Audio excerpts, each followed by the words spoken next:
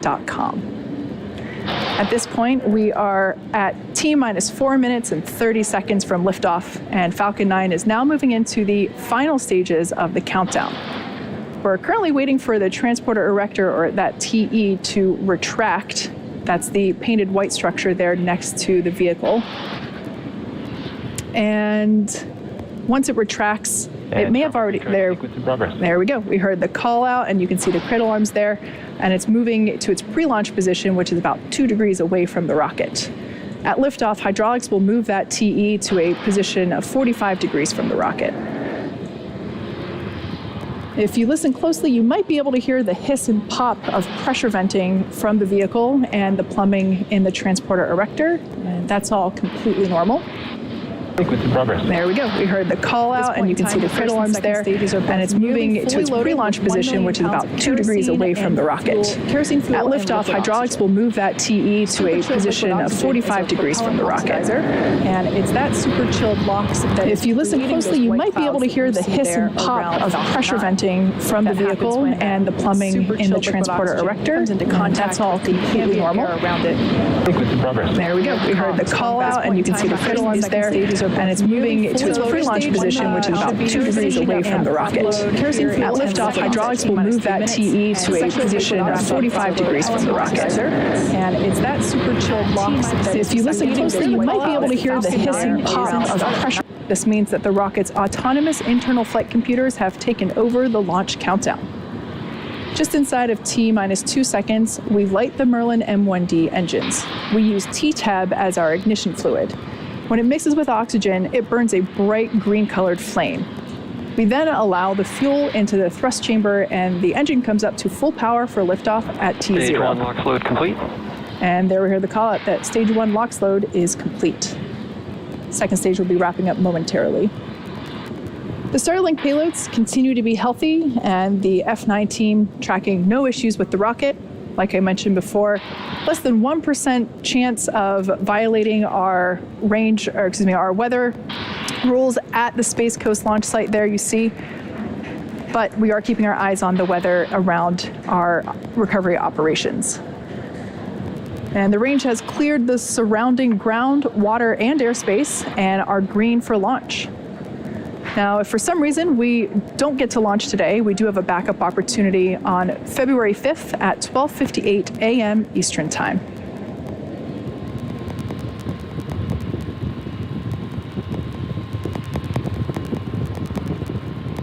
Like I mentioned, both the first and second stages are now fully loaded with propellant.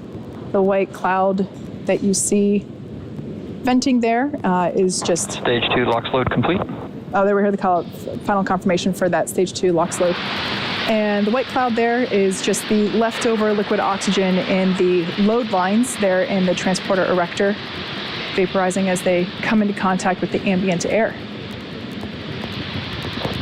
In just a few seconds, Falcon 9 will be in startup, and the first and second stages will begin to pressurize for launch.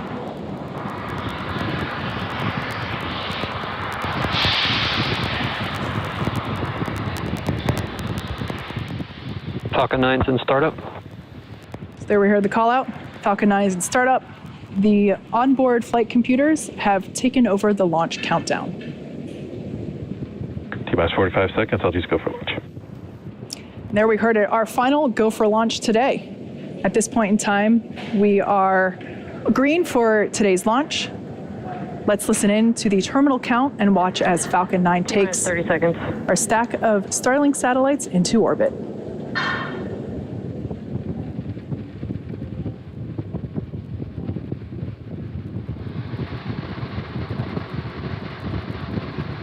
T-minus 15 seconds. 10, 9, 8, 7, 6, 5, 4, 3, 2, 1, 0. Ignition. And liftoff.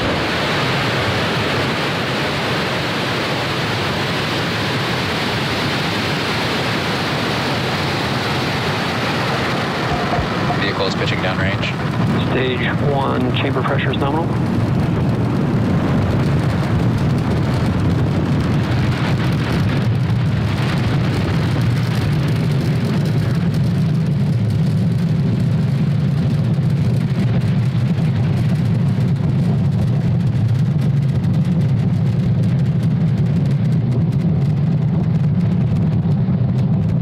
we see Falcon 9 has successfully lifted off from Cape Canaveral Space Force Station, carrying our stack of Starlink satellites into orbit. There we just heard that power and telemetry are all nominal. We're going to throttle the engines down in preparation for max Q, and this is the largest structural load that the vehicle will see during ascent, so slowing the vehicle down a little helps during that short period. Max Q coming up here in just a couple of seconds.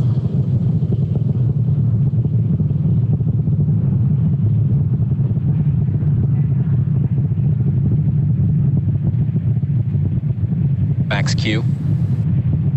There we heard the call out for max Q. Now, over in about a minute, the next three events will be happening back to back. First, we have main engine cutoff, or MECO, and that's where all 9 of the M1D engines that are currently firing will shut down. And this will help slow the vehicle down in preparation for stage separation, which is event number 2. Stage 1 is following a nominal trajectory. And as the name suggests, stage SEP is where the first and second stages will separate from each other. And the first stage will start to make its way back down to Earth for landing on our drone ship, while second stage continues its journey with the third event, SES1, or Second Engine Start 1. This is where the MVAC engine will light up and begin to propel the second stage along with those Starlink satellites to orbit. And that main engine cutoff event is taking place in about 10 seconds. Great shot there of the vehicle prior to MECO.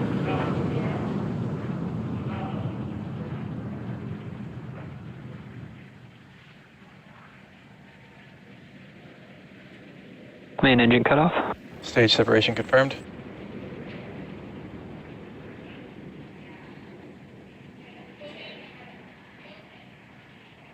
All right, all 3 of those events happening in quick succession prior to MVAC ignition there that you see.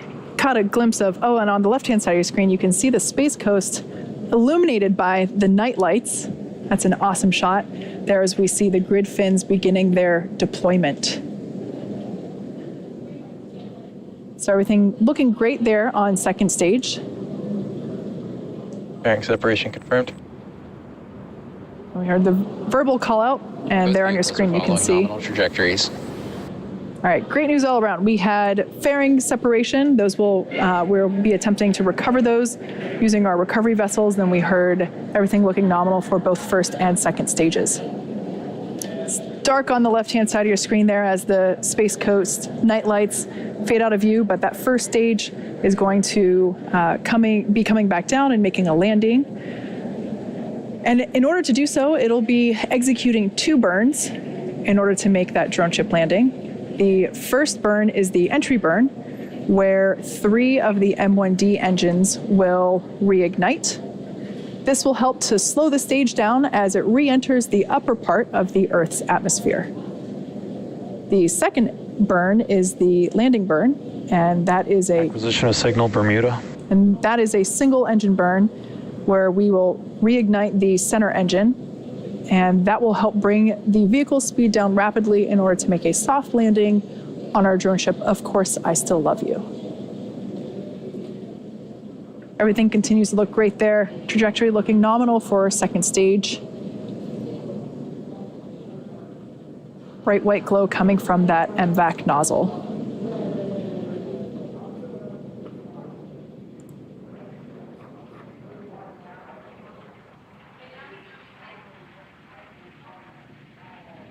So at this point in time, the first stage... Those vehicles continue to follow nominal trajectories.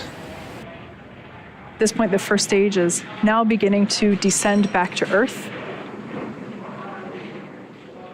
It is equipped with 4 hypersonic grid fins that are positioned near the top of the first stage. We don't have any light illuminating the vehicle at the moment, so can't really make them out on camera. So we're providing you views of our second stage instead. But those grid fins that we saw deploy earlier are what stage 1 uses to help steer as the stage makes its way back to Earth. They help orient and guide the booster during re-entry and during descent. Additionally, the first stage will occasionally use nitrogen gas bursts for attitude control. And less visible at night, but certainly during our daytime launches, you can see them as little white puffs near the top of the rocket. Falcon 9 first stage is also equipped with 4 landing legs, and we make those using state-of-the-art carbon fiber with aluminum honeycomb. And those are placed symmetrically around the base of the rocket and deploy just a few seconds prior to landing. So we're expecting that entry burn to begin in 5 seconds. Stage 1 FTS is safed.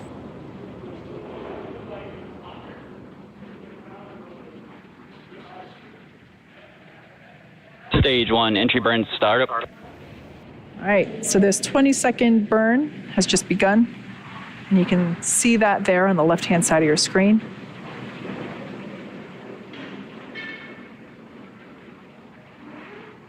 If you look closely, you might be able to see those grid fins actuate to assist Stage 1 entry burn shutdown. steering of that stage 1, and as you just heard, shutdown of that entry burn. That is the Those first vehicles of continue to follow nominal trajectories. that is the first of 2 burns that first stage will perform today. Good news there that both vehicles are following nominal trajectories. That landing burn will take place in just under a minute. Because this landing is a drone ship landing instead of a land landing or return to launch site landing, there's only 2 burns required for this landing attempt as opposed to 3, because the first stage follows an arc. There is no boost back or Entry transonic. there is no boost back or flip maneuver required. So only 2 burns being executed today. Everything continuing to look nominal there with the second stage as it carries our stack of Starlink satellites.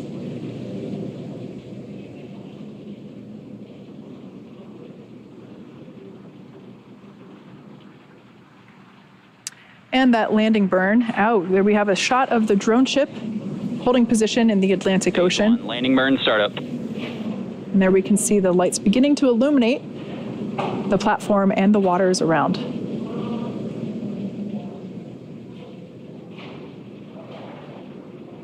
Stage 2 has entered terminal Stage guidance. 1 landing leg deploy. Okay, let's see if we're able to stick this landing. Looks pretty good. There we can see the first stage has landed. This marks the 2 FTS is safed. This marks the 74th successful recovery of an orbital class rocket and the 5th recovery for that particular booster that you see there. So that's all great news for the first stage. Turning our attention to the second stage there. Second engine cutoff is expected momentarily. Seco. And there we heard the call out for SECO, second engine cutoff. Signal Kate. And we're gonna wait to hear the call out for good orbit.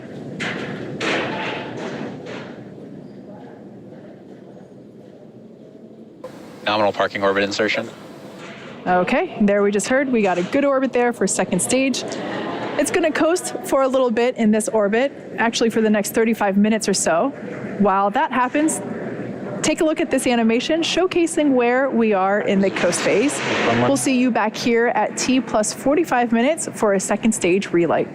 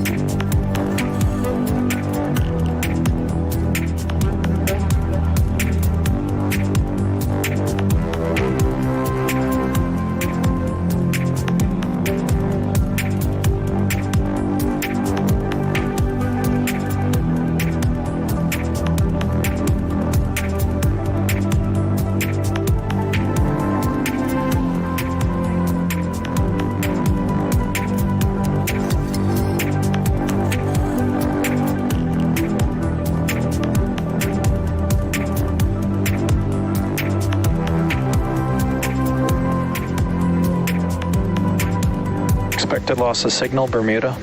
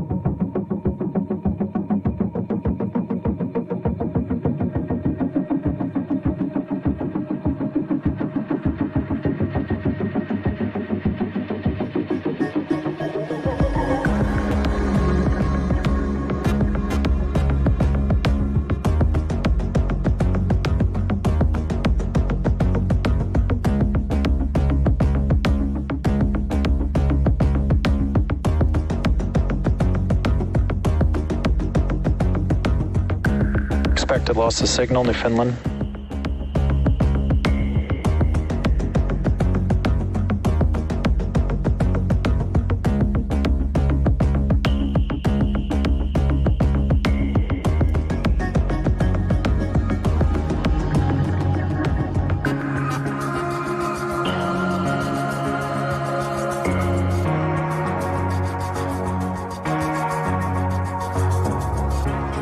Acquisition of signal, Goonhilly.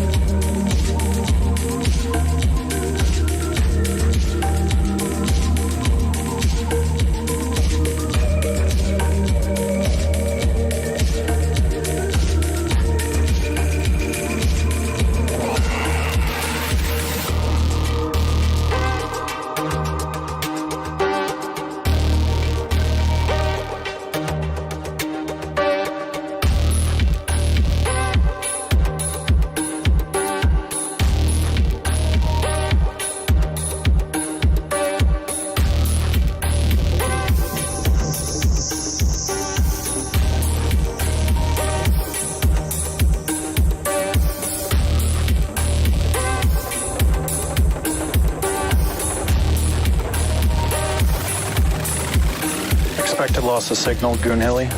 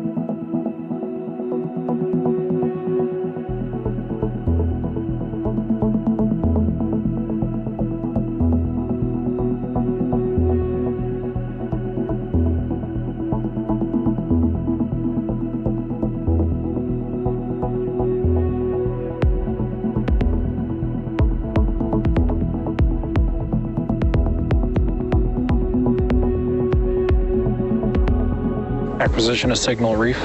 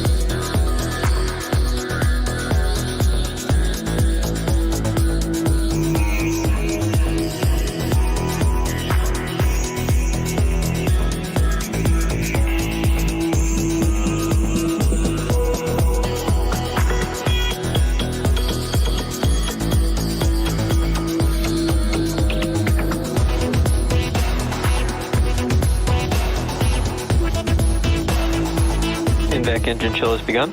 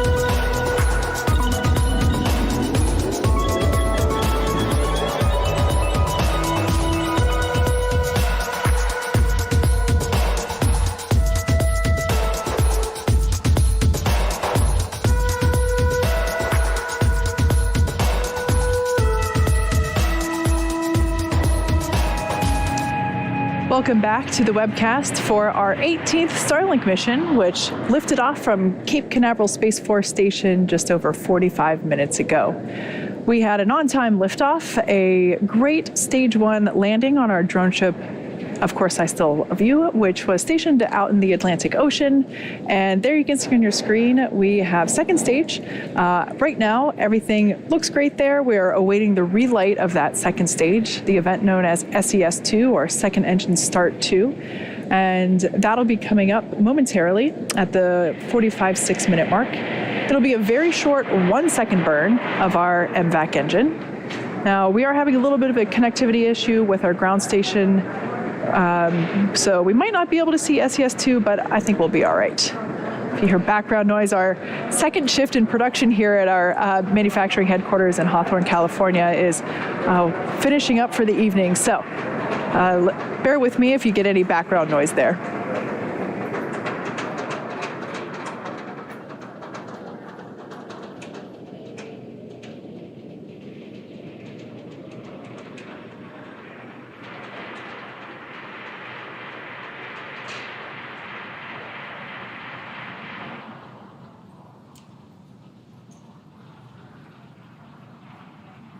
If you're just joining us, we are coming up to Second Engine Start 2, or SES2, the second and final burn for our MVAC engine this morning.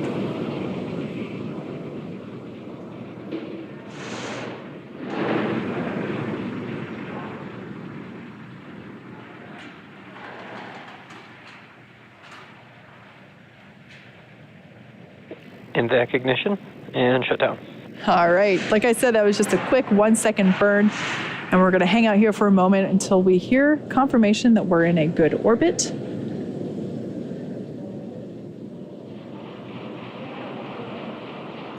Like I mentioned, that is the Nominal insertion orbit.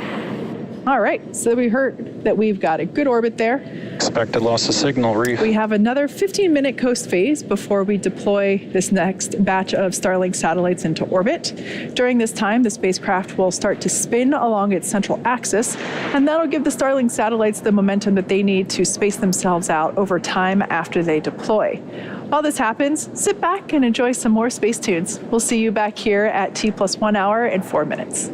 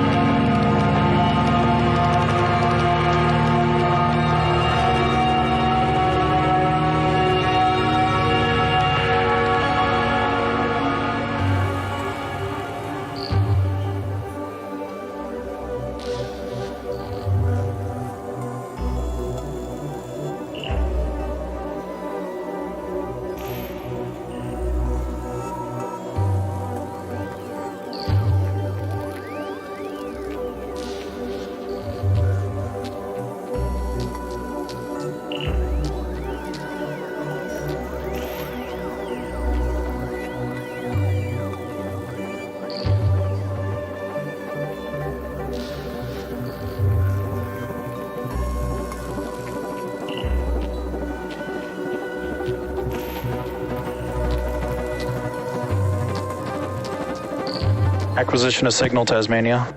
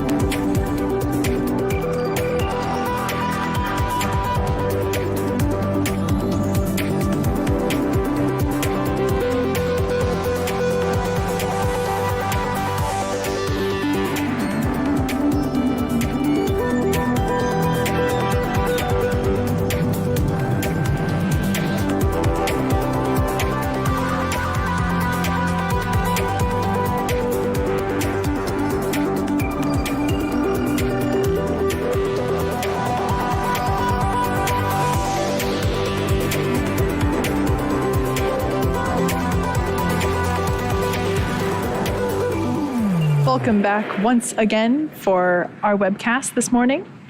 We had an on-time liftoff from Space Launch Complex 40 and first stage landing on our drone ship. At this point, second stage has completed its 2 MVAC burns, and we're now coming up on deployment of our Starlink satellites.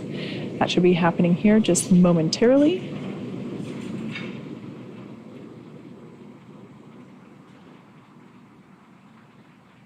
Looks like we may have lost our... Oh, there we go. There's the view back as we're going to be passing over Tasmania. Great sunlit shots there. At this point, the second stage has begun to spin a little bit so that the Starlink satellites have momentum to space out after deployment. You can actually see that spin if you look there on your screen.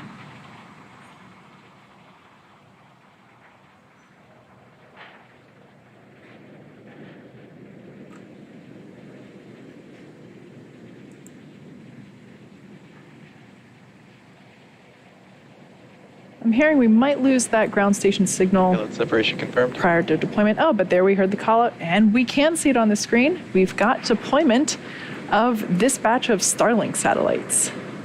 There you can see that they are slowly separating. We ended up losing that signal, but just after that deployment. So as you might have noticed, they did begin to start slowly separating out from the second stage. Shortly, they'll be deploying their solar arrays, and over the next few days and weeks, they'll distance themselves out from each other and use their onboard ion thrusters to make their way to their operational orbit. But with that, we're going to bring our webcast to a close. Thank you to the Range and FAA for supporting today's mission. If you're interested in Starlink service, head over to starlink.com and sign up. Thanks for joining us, and have a great morning.